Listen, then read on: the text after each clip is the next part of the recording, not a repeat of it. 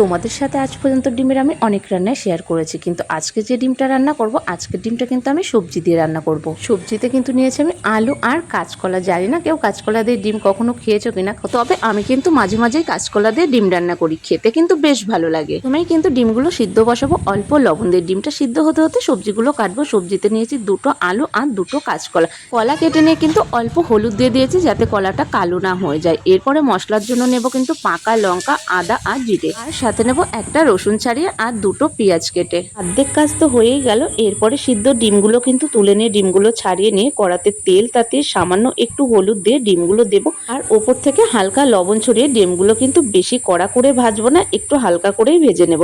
এবারে ডিম ভাজা তেলের মধ্যে দিয়ে দেবো আলু, সামান্য হলুদ আর লবণ। আলুটাকে একটু লাল লাল করে ভেজে নিয়ে ওর মধ্যেই কাঁচকলাটাকে দিয়েও কিন্তু ভেজে তুলে নেব।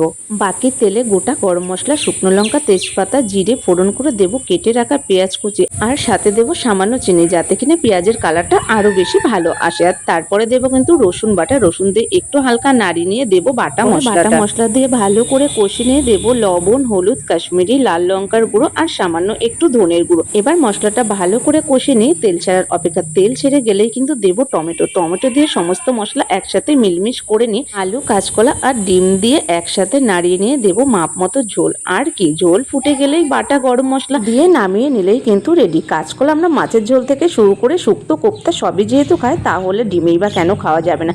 আর কাঁচকলাতে তো অনেক ভিটামিনও থাকে। রান্নাটা কেমন লাগলো জানিও। ভালো লাগলে একটু সাপোর্ট করে পাশে থাকো। আর খেতে কিন্তু সত্যি দারুণ ছিল।